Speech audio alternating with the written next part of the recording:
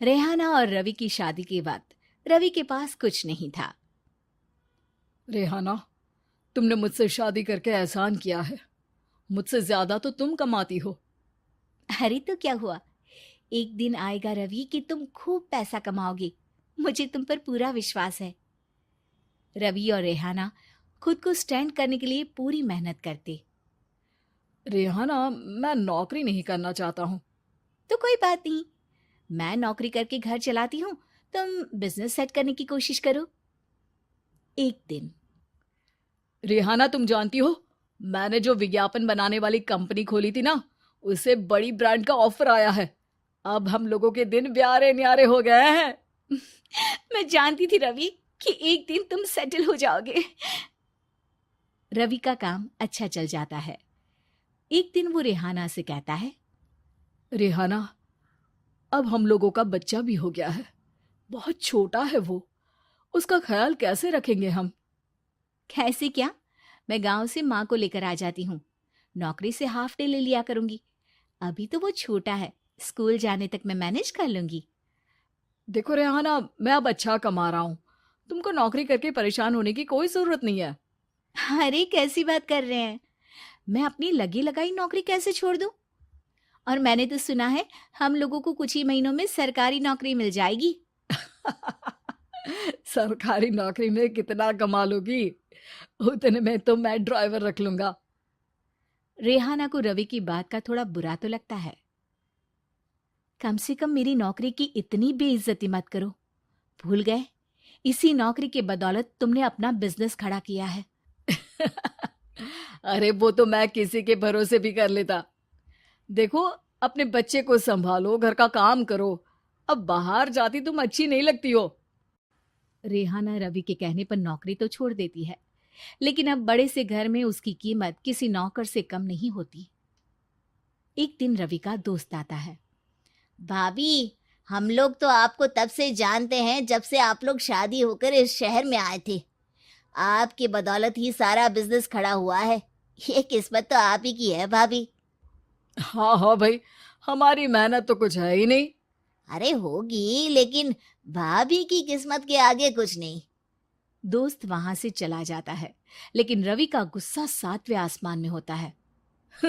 देखा कैसे बोल रहा था? अरे बिल्कुल अच्छा आदमी नहीं है ये। कैसी बात कर रहे हैं आप? प्रशांत भैया तो बहुत अच्छे इंसान है रवि। कैसे उन्होंने हमारे मुश्किल वक्त में हमारा साथ दिया था। अरे था पैसा तो साथ दिया, नहीं तो कौन पूछता है? रवि का व्यवहार पैसा आते ही अलग हो गया। वो बंदे को बंदा नहीं समझता। घमंड से घिरे रवि ने तो एक दिन हद ही कर दी। रेहाना, मैं अब तुम्हारे साथ नहीं रह सकता हूँ। क्या क्या बकवास कर रहे हो रवि? क्या कहना चाहते हो? और क्यों नहीं रह सकते तुम मेरे साथ?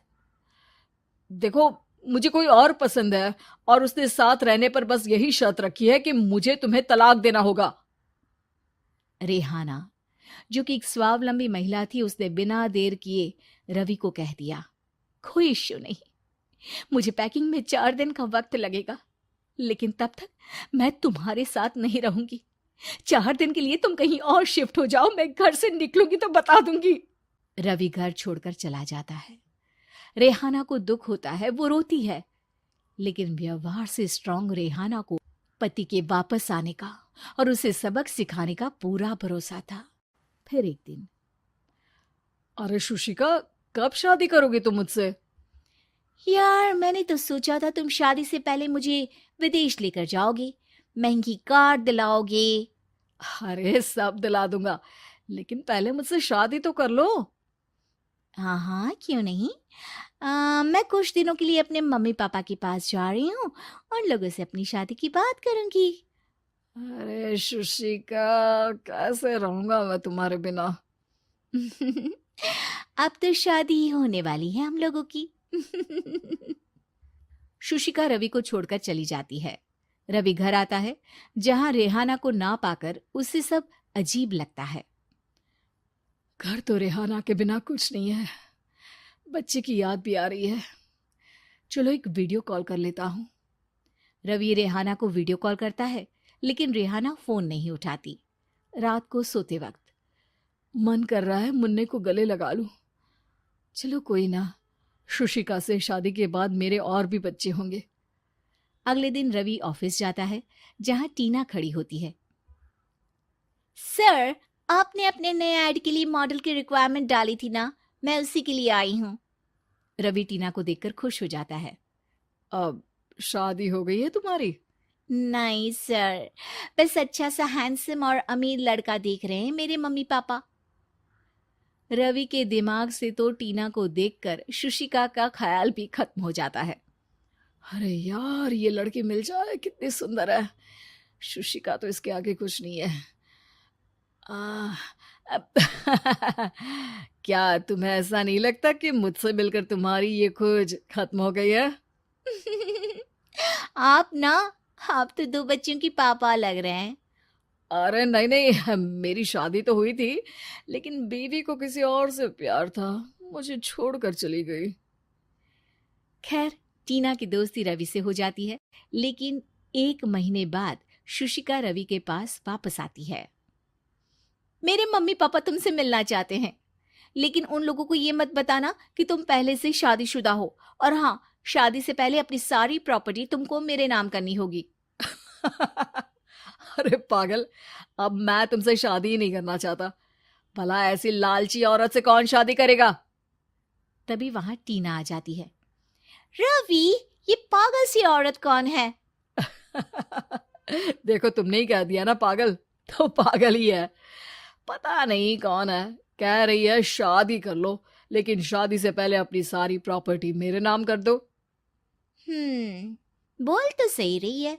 वैसे तुम जानती हो, मेरी एक सहेली है, उसके पति ने उसे पैसा आते ही छोड़ दिया, जबकि उसको खड़ा करने वाली ही मेरी सहेली थी। और मुझे भी भरोसा नहीं है। अगर मैं भी तुमसे शादी करूंगी तो तभी, जब तुम मेरे नाम अपनी सारी प्रॉपर्टी कर दोगे। अरे हाँ हाँ, क्यों नहीं, बिल्कुल कर दूंगा। रवि और टीना की शादी की तारीख तय हो जाती है। वो अपनी सारी प्रॉपर्टी के कागज लेकर शादी वाली जगह पर पहुंचता है, लेकिन वहां टीना आती नहीं। रवि टीना को मैसेज करता है। कहाँ हो? सॉरी, मैं तुमसे शादी नहीं कर सकती, मुझे तुमसे भी ज्यादा पैसे वाला मिल गया। रवि को गुस्सा आ जाता है। वो गुस्से से सारा डेकोरेशन तोड़ रहा होता है कि वहां रेहाना आ जाती है। सर, क्या हो गया? क्या डेकोरेशन पसंद नहीं आई आपको? अ, तुम यहाँ क्या कर रही हो? मैं यहाँ की डेकोरेटर हूँ। क्या आपको पसंद नहीं आई यहाँ की सजावट? रवि दौड़कर रेहाना के गले लग जाता है। मुझे माफ कर दो रेहाना। रवि रेहाना के गले लग जाता है और रेहाना टीना को थैंक्स का मैसेज करती है।